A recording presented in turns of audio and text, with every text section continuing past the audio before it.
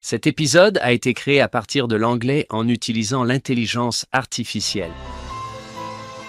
Restez à l'écoute pour la deuxième partie avec le Dr Christopher Jones, Doctrine et Alliance, section 37 à 40. Début 1832, peu après une période de prédication et de conversion très intense. Covell est à nouveau élu à son ancien poste de président de la conférence de Gen Z de l'Église protestante méthodiste. À ce titre, il continue non seulement à prêcher, mais aussi à encadrer de nombreux jeunes prédicateurs de l'Église, dont deux de ses fils, James Fees et Zenas James Fees, poursuit sa lecture et rédige ce fantastique commentaire scriptural qui connaît de multiples éditions. Il devient très influent dans les cercles méthodistes et protestants, et ce groupe de prédicateurs qu'il encadre à cette époque comprend également un homme nommé John Green, un réformateur méthodiste qui a rejoint l'Église protestante méthodiste en 1832 et a été affecté au circuit de Hannibal de la conférence de Gen Z pendant l'année et demie qui a précédé l'acceptation de cette nomination par Green.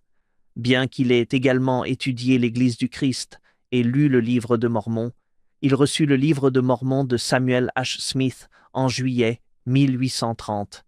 Il s'agit du John Green, marié à Rhoda Young, qui, avec ses frères Phineas, John, Joseph Lorenzo et Brigham Young, a lu et étudié le livre de Mormon.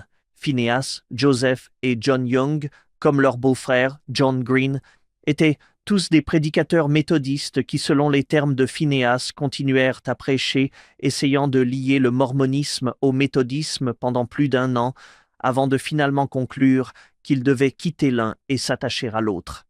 Green parvint apparemment à une conclusion similaire, et malgré sa décision récente de s'unir à l'Église protestante méthodiste et d'accepter ce poste de prédicateur, il devint en 2 mois convaincu de la vérité du livre de Mormon et décida de se faire baptiser lors d'une session spéciale de la conférence de Gen Z en octobre. La décision de Green a été décrite comme suit.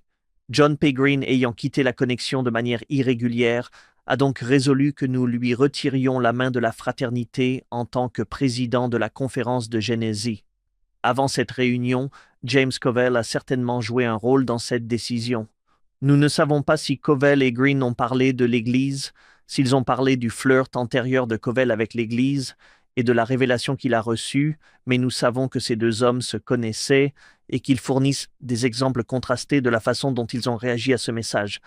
Laissez-moi m'assurer que j'ai bien ceci. Vous pouvez m'aider. James Covell, dont nous avons parlé ici, entre et sort de l'Église assez rapidement en janvier 1831, et ensuite John Green, il décide de quitter le méthodisme au début de 1832, et pourtant, ils se connaissaient. Oui, c'est vrai. Waouh! N'aimeriez-vous pas savoir s'ils en ont parlé? Waouh! Oui, c'est vrai. Je ne m'attendais pas à cela, John. Oui, c'est très bien. Quelle a été la déclaration du président Hinckley? Apportez tout ce que vous avez de bon et laissez-nous voir si nous pouvons y ajouter quelque chose. Nous aimerions que James apporte tout ce qu'il a de bon, mais c'est bien, j'aime bien cette phrase. Il me reste à faire de lui ce qui me semble bon, et il a fait du bien. Si cela invite à croire au Christ et à le servir, c'est bien. Par définition, je pense aussi que, comme l'a dit frère Kéharon, Dieu vous poursuit sans relâche, ainsi que tous ceux qui nous angoissent parfois, comme vous l'avez magnifiquement dit, Christopher, le Dieu que j'adore n'est pas enthousiaste à l'idée de punir ou désireux de le faire. Oui, c'est vrai. Pendant que vous nous racontiez cela, cela m'a fait regarder presque toutes les parties de 39 et 40 avec une lentille complètement différente. Au lieu de me dire « Oh, regardez toutes ces promesses !» Oh, quelle déception! Même cette phrase, il est revenu à ses anciens principes et à son ancien peuple, à ses anciens bons principes et à son ancien bon peuple. Exactement. Je dois avouer qu'à l'époque où j'enseignais au séminaire, j'utilisais James Covell comme une sorte de grand homme qui aurait pu être parce qu'il est arrivé et reparti si vite dans l'histoire de l'Église. Nous n'avions aucune idée de qui il était. Et vous avez raison, John, si vous ne connaissez pas l'histoire de quelqu'un, il est facile de lui coller une étiquette. Il est facile de dire, eh bien, regardez, c'est dommage que l'apostate soit parti. Ils sont partis. Je suis sûr qu'ils sont malheureux maintenant. J'aimerais que Christopher revoie cette liste. L'une de ses premières questions a été le baptême par immersion. Le baptême par immersion. Là encore, il s'agit d'une sorte de lecture conjecturale. C'est une lecture contextuelle. Nous n'avons pas de lettre de John Covell disant « J'ai rejeté le message parce qu'on m'a dit de me lever et d'être baptisé ». Mais tout ce que je demande ici, c'est une lecture conjecturale, contextuelle, sachant qu'il est méthodiste. Un baptiste en 1831 n'aurait aucun problème avec le commandement de se lever et d'être baptisé par immersion. C'est vrai, les baptistes en sont les champions, mais le fait de savoir qu'il est méthodiste au lieu d'être baptiste apporte un éclairage supplémentaire. C'est le cas. C'est un domaine qui ne lui convenait peut-être pas. C'est vrai. Il y a aussi la question de l'appel à une mission loin de chez lui à son âge, mais aussi le fait que la personne à l'origine de cet appel soit Joseph Smith, qui est encore une fois ce jeune homme sans éducation qui n'a pas toute l'expérience de Covell et qui vient d'une église qui a été formée en partie sur la base du fait que les ministres, les prédicateurs et les missionnaires ont davantage leur mot à dire sur le lieu où ils servent. Là où ils sont allés. Cette tyrannie ecclésiastique, je crois que c'est ce que j'ai mis dans les notes. Oui, c'est la phrase qu'ils ont utilisée. Ils ont dénoncé la tyrannie ecclésiastique de l'Église épiscopale méthodiste et ont formé la Société méthodiste, puis l'Église protestante méthodiste. C'est ce qu'ils ont fait. Vous dites qu'à cette époque, il avait déjà environ 62 ans. Il avait déjà prêché pendant une grande partie de sa vie. Oui, 40 ans. Je ne sais pas non plus quel était le taux de mortalité moyen à l'époque. Il vit longtemps, jusqu'à la fin de ses 70 ans. C'est une vie assez longue pour le début du 19e siècle. Il regarde probablement cet appel à l'Ohio en 1831 et se dit « Je ne sais pas combien de temps il me reste ici et vous voulez que j'aille passer ce temps dans l'Ohio quelque part. Je n'ai jamais été loin de ma famille, loin de mes fils qui viennent d'entrer dans le ministère. C'est vraiment un monde différent de celui auquel il est habitué. » Il était là depuis quoi? Un jour ou deux? Il était à la conférence apparemment. Parfois, on regarde des gens comme ça et on se dit qu'ils ont rejeté la vérité. Ils n'avaient pas beaucoup d'expérience avec elle. Oui, c'est vrai. Il était intéressé. Oui. Je l'ai vu, j'y ai réfléchi, j'ai reçu une sacrée bénédiction. Et ensuite avoir une sorte de conviction. Oui, c'est vrai. Oui, c'est vrai. Mais que savait-il? Qu'est-ce qu'il comprenait? Absolument. J'ai été confronté à ce problème lorsque j'étais adolescent, car l'un de mes meilleurs amis au lycée était un presbytérien solide comme un roc qui vivait pour la force de la jeunesse. Je ne sais pas si j'avais cette brochure à l'époque, mais il vivait une norme évangélique tout aussi bien que ses amis saints des derniers jours. Et comme vous l'avez dit, Hank, certains saints des derniers jours ne le vivaient pas, alors que lui le vivait. Oui, vous allez. Oui, c'est vrai, cela m'a aidé à voir cela et j'aime la façon dont Stephen Robinson l'a formulé. Ce n'est pas qui a vos dossiers, c'est qui a votre cœur. Qui essayez-vous de servir? Où est votre loyauté? Nous avons parlé du podcast Comeback. Il y a toujours de l'espoir et j'espère que les gens le ressentent aussi. Dieu va s'occuper des gens. Bien. J'ai un ami qui s'inquiétait pour sa fille. Il m'a dit qu'il avait été frappé par l'histoire des 4 fils de Mosiah dans le livre de Mormon. L'ange est venu, et ce qu'il a dit dans Mosiah 27 n'était pas « vous devriez revenir à l'église ». Ce que l'ange a dit, c'est que votre père a prié avec beaucoup de foi à votre sujet, non pas pour que vous reveniez à l'église, mais écoutez cette phrase, pour que vous soyez amenés à une connaissance de la vérité. Et il a été frappé par cette phrase lorsqu'il l'a lue, c'est-à-dire que certains trouveront la vérité et que d'autres prendront un chemin différent, mais ils la trouveront et le Seigneur les aidera à la trouver. J'ai aimé cette insistance. Peut-être que nous laissons au Seigneur le soin de les guider pour qu'ils trouvent la vérité. Je ne suis pas psychologue, mais tous les deux faisons semblant. Pourquoi sommes-nous si durs? Nous parlons parfois si durement de ceux qui, vous savez, même en lisant la section 40, ont rompu mon alliance. Satan l'a tenté. Les soucis du monde l'ont amené à rejeter la parole, quelle qu'elle soit. Et voilà que cette personne, ou cette famille, ou ce couple quitte l'Église. Je pense que des leçons comme celle-ci peuvent nous aider à calmer notre cœur. Peut-être que dans la crainte, Nous parlons durement parce que nous avons peur et que nous avons peut-être peur que nos enfants fassent la même chose. Eh bien, ils ne seront plus jamais heureux. Regardez, ils ne sont jamais... Et s'ils le sont, s'ils se transforment en James Covell et font tout le bien possible, est-ce qu'on peut être d'accord avec ça? Christopher, maintenant que tu as vécu cette expérience, comment vois-tu cela? Je peux peut-être partager un peu de ma propre histoire. Lorsque j'ai commencé à faire toutes ces recherches entre 2009 et 2012, ce qui m'intéressait, c'était purement une question académique, purement une question historique. Je voulais simplement savoir qui était cette personne. Je voulais réfléchir à ce que ses antécédents nous apprenaient historiquement, et je n'ai pas beaucoup réfléchi aux conséquences spirituelles de tout cela, mais ce qui s'est passé, c'est qu'au cours de la décennie suivante, j'ai vu de plus en plus d'épisodes, de podcasts, de leçons d'église qui parlaient de ces révélations et de James Covell, et j'ai toujours été heureux d'entendre certaines des recherches que j'avais faites être mises à profit et de m'assurer que les gens savaient de qui il s'agissait. Il semblait toujours se terminer sur une note négative très sombre qui m'a fait penser que, premièrement, j'étais sur la défensive. Je me suis dit que ce n'était pas juste pour James Covell. C'est vrai, ce n'est pas juste pour l'homme dont j'ai étudié la vie. Et c'est en relisant la section 4 que la dernière phrase m'a sauté aux yeux et que je me suis dit, attendez, nous savons ce que le Seigneur a fait de lui. Il a continué à travailler avec lui et il a fait toutes ces choses incroyables jusqu'à la fin de sa vie. Je n'ai donc pas eu l'occasion de tirer profit de ces révélations lorsque j'étais plongé dans son histoire. C'est vrai. Encore une fois, j'ai abordé cette question de manière presque purement intellectuelle, et ce n'est que lorsque je suis revenu en arrière et que j'ai lu ces versets attentivement que cette dernière phrase m'a sauté aux yeux et que j'ai réfléchi à ce qu'elle signifiait et à ce qu'elle pouvait signifier à la lumière de ce que je savais de la vie de James Covell. Je pense que si je ne pousse pas trop loin l'analogie avec, c'était le Seigneur qui me tendait continuellement la main, m'aidant à comprendre quelque chose, et je dois vous dire que ce message m'a vraiment réconforté en tant que personne qui succombe régulièrement aux soucis du monde, en tant que personne qui ne fait pas régulièrement tout ce qu'elle est censée faire en tant qu'enseignant de la doctrine de l'Évangile ou conseiller du quorum des diacres ou mari ou père ou professeur ou saint, qui fait régulièrement chaque semaine, chaque jour, des erreurs.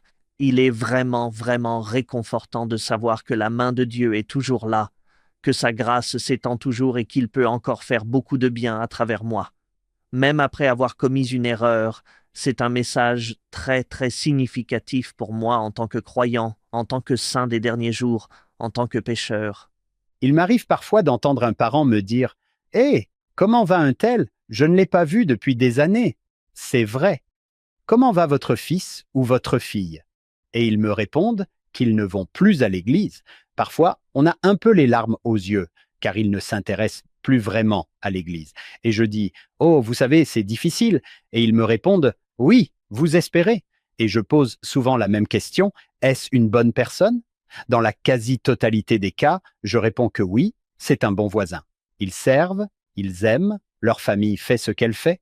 En vieillissant, je suis arrivé à un point où je peux dire, je pense que c'est grâce au Seigneur, je crois en cela, oh, ils vont bien, je ne sais pas, John, peut-être que nous sommes trop nerveux pour leur permettre d'aller bien et pour permettre au Seigneur de faire ce qui est bon, ce qui lui semble bon.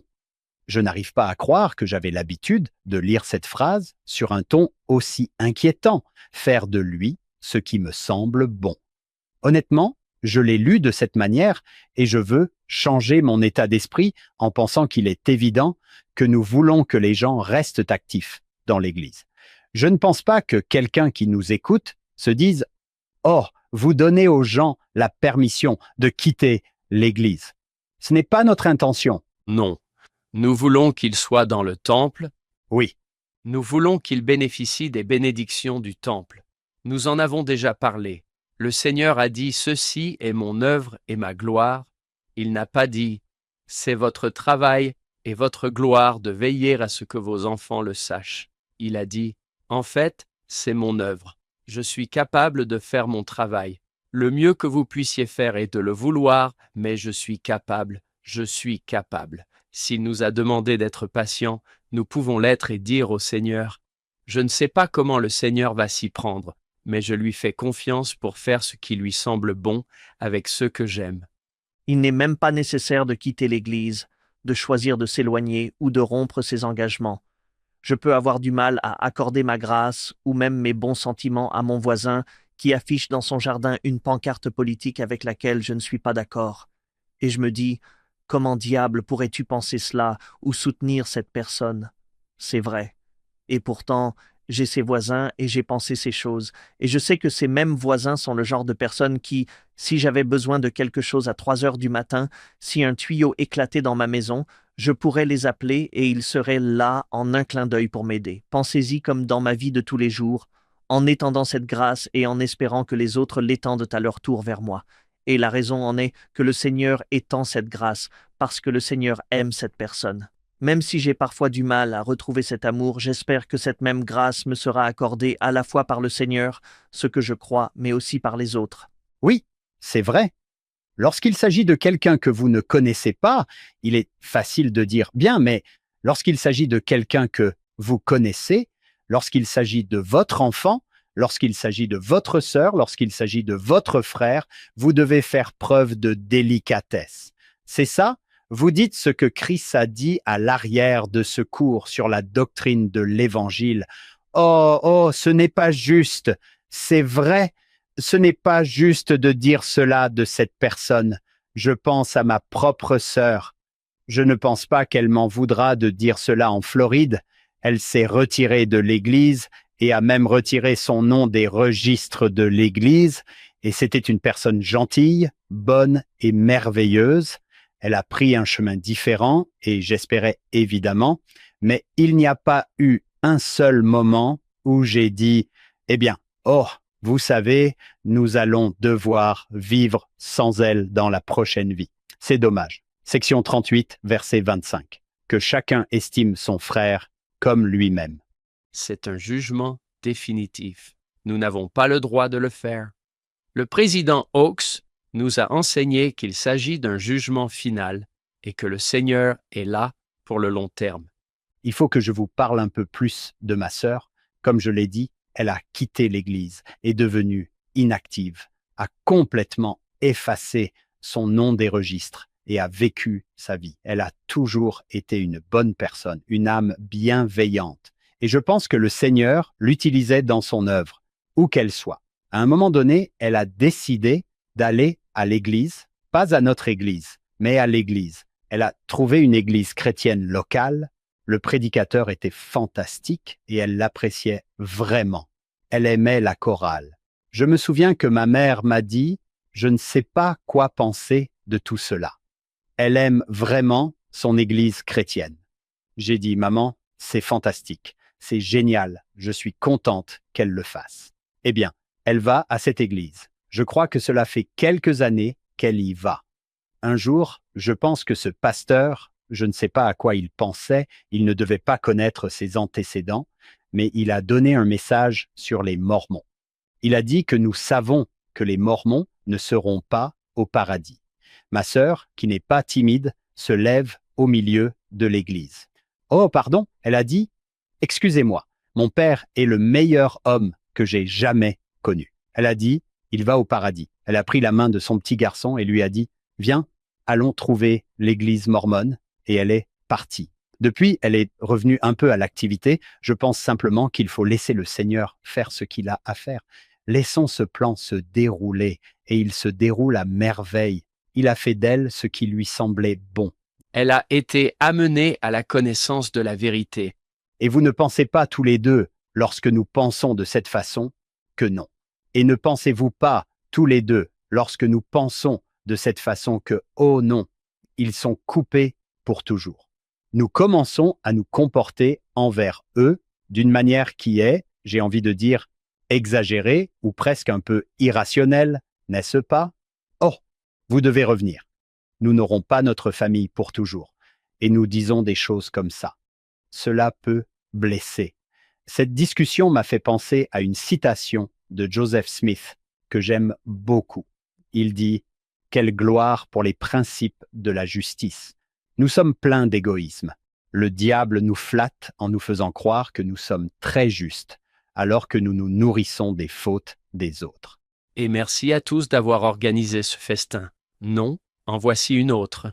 Le prophète Joseph Smith a dit dans un éditorial « C'est tellement bien », pendant qu'une partie de la race humaine juge et condamne l'autre sans pitié, le grand-parent de l'univers regarde l'ensemble de la famille humaine avec une attention paternelle et un regard paternel.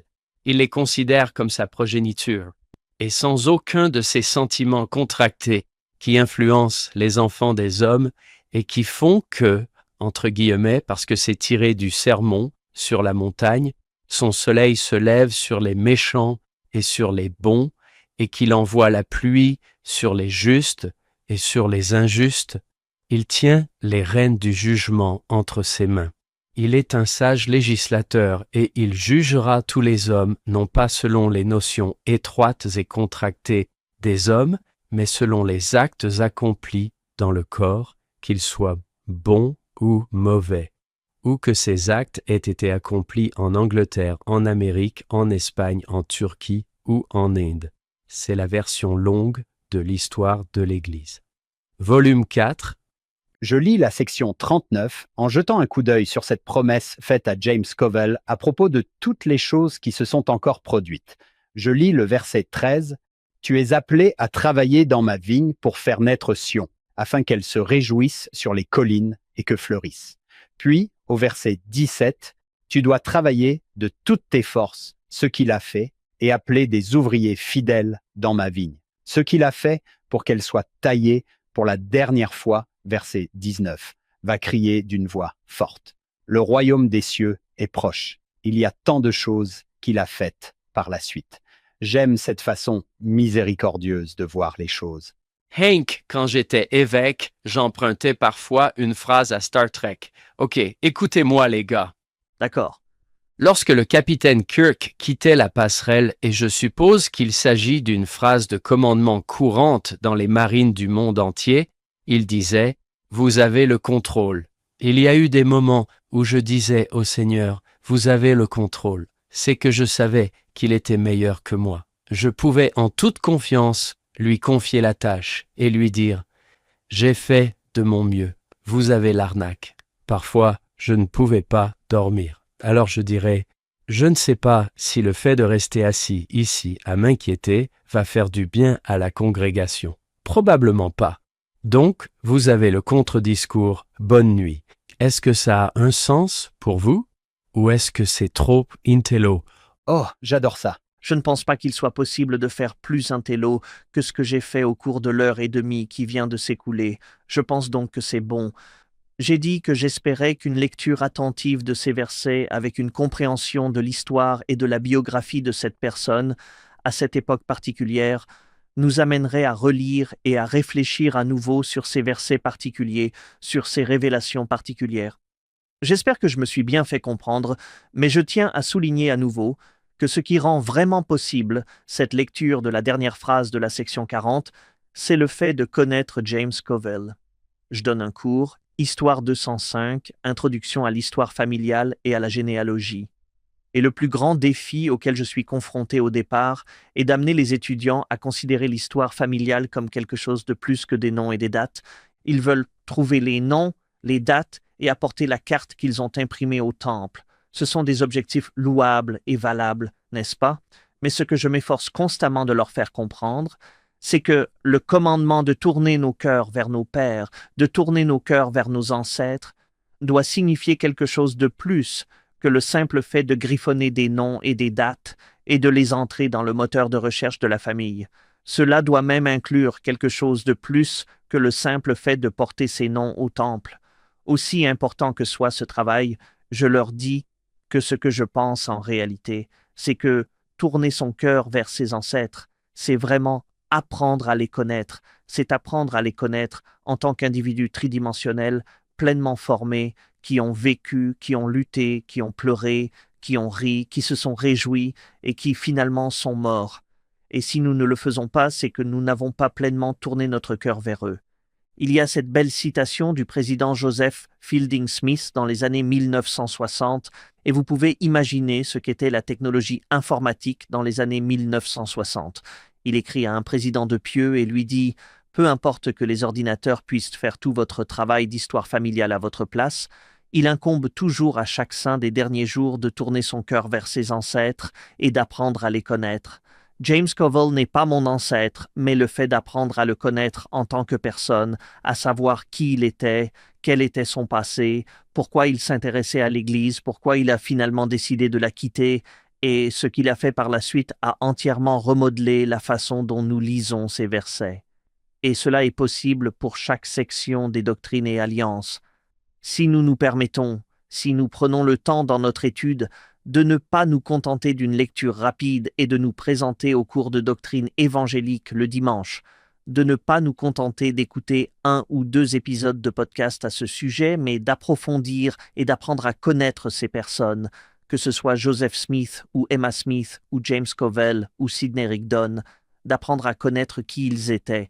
Je pense vraiment que nous pouvons lire les Écritures avec un regard entièrement nouveau, et nous pouvons voir comment le Seigneur s'adresse à chacune de ces personnes individuellement, comment les mots que nous pensons être des mots passe-partout, des choses communes qu'il semble répéter chaque fois qu'il appelle des missionnaires en mission, peuvent en fait avoir une signification spécifique pour ces personnes.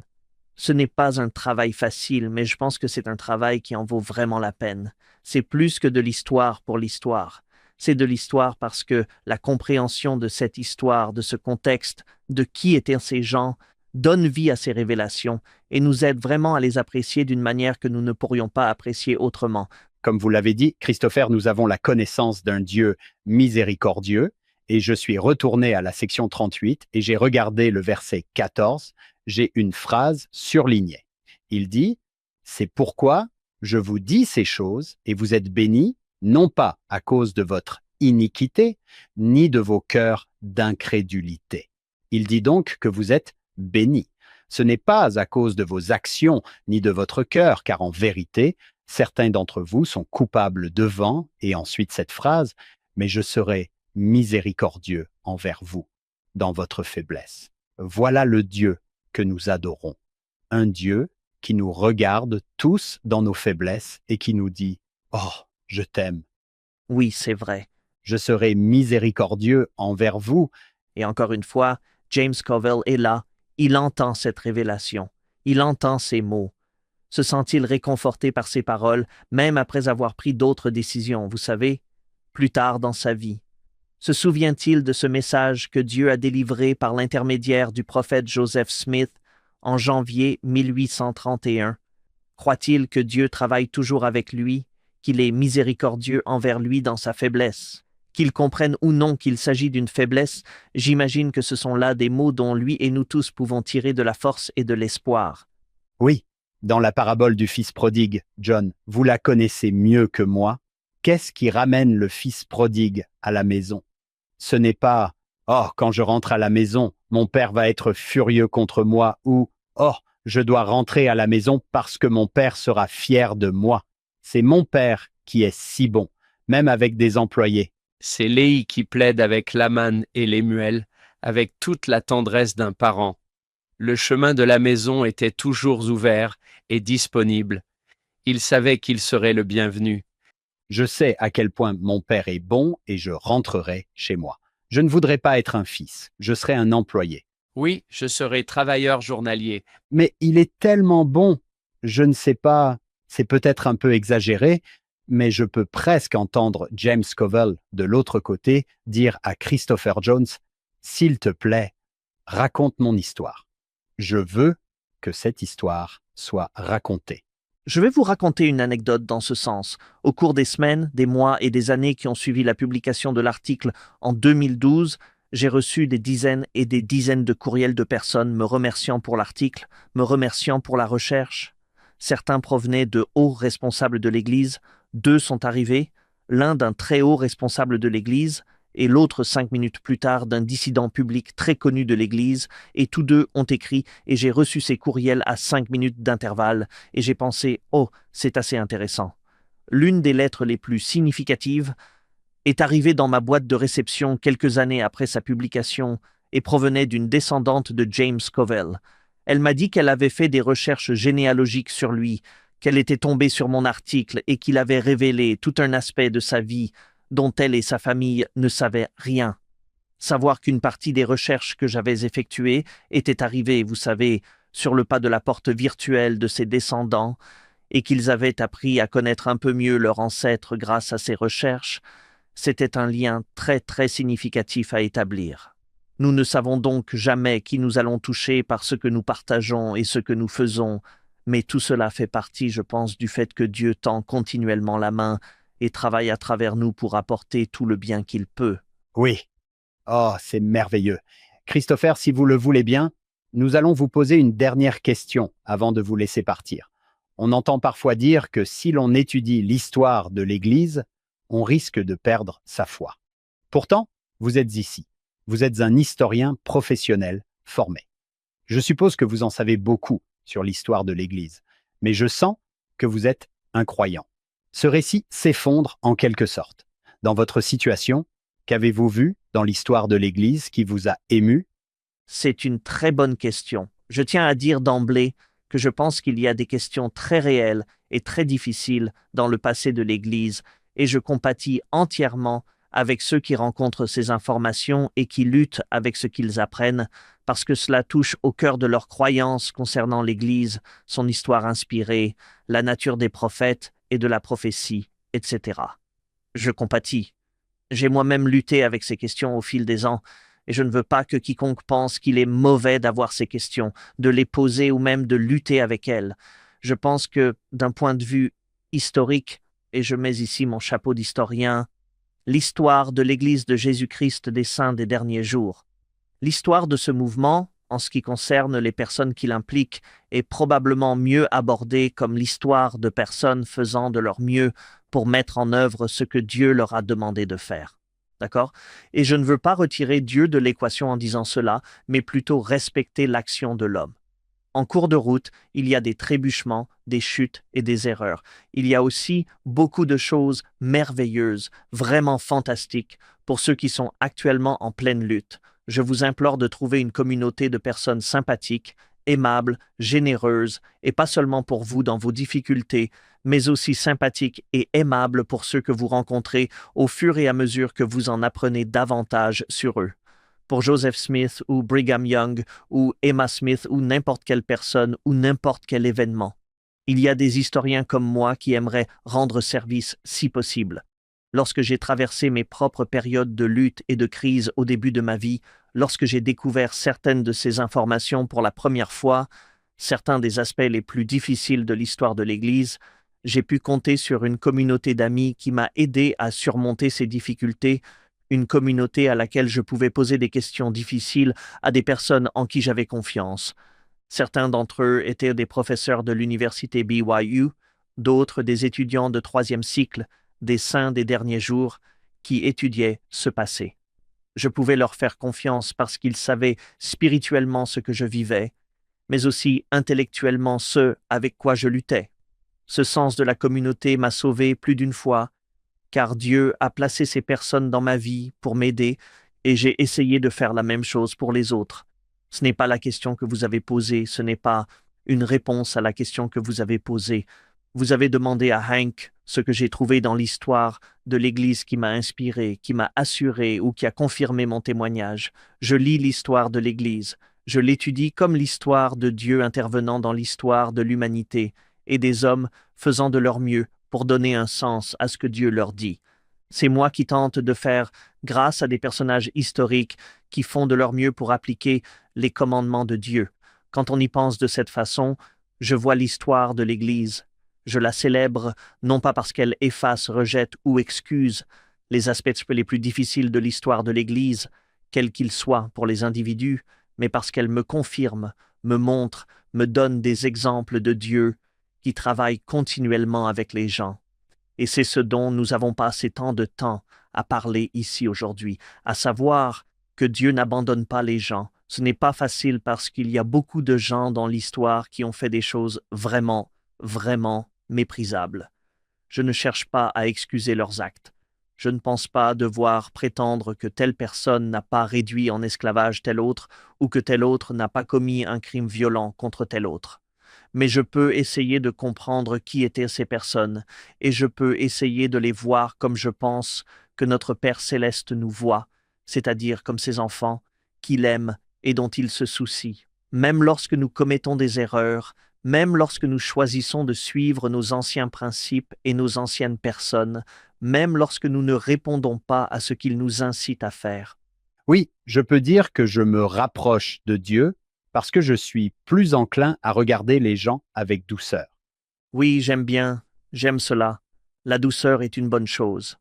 John, je ne savais pas quand nous avons commencé l'émission, quand j'ai dit que vous étiez une bénédiction, un co-animateur si formidable que je n'aurais jamais pu savoir que cet épisode serait une bénédiction si formidable que je n'aurais jamais pu savoir. C'est mieux dit, oui. Je repars en me disant que j'ai été changé à jamais. C'est le pouvoir de l'étude commune, de l'étude de ces révélations. Ces mots, je ne sais pas si les épisodes sont diffusés dans le monde des esprits, mais si c'est le cas, nous espérons que les personnes dont nous avons parlé aujourd'hui sont satisfaites de ce qu'elles ont entendu. Nous tenons à remercier le docteur Christopher Jones pour sa présence parmi nous aujourd'hui. C'est un vrai plaisir. Nous tenons à remercier notre productrice exécutive Shannon Sorensen, nos sponsors David et Verla Sorensen, et à chaque épisode, nous nous souvenons de notre fondateur Steve Sorensen. Nous espérons que vous nous rejoindrez la semaine prochaine. Nous devons parler de ce qui se passe en Ohio sur Follow Him. Merci de vous être joints à nous pour l'épisode d'aujourd'hui. Est-ce que vous ou quelqu'un de votre entourage parle espagnol, portugais ou français?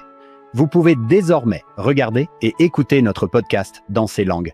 Les liens se trouvent dans la description ci-dessous. Les notes et transcriptions de l'émission d'aujourd'hui sont disponibles sur notre site web suivez-le.co. Bien entendu, rien de tout cela ne serait possible sans notre équipe de production. David Perry, Lisa Spice, Jamie Nilsson, Will Stoughton, Crystal Roberts, Ariel Quadra, Amelia Kabuika et Annabelle Sorensen.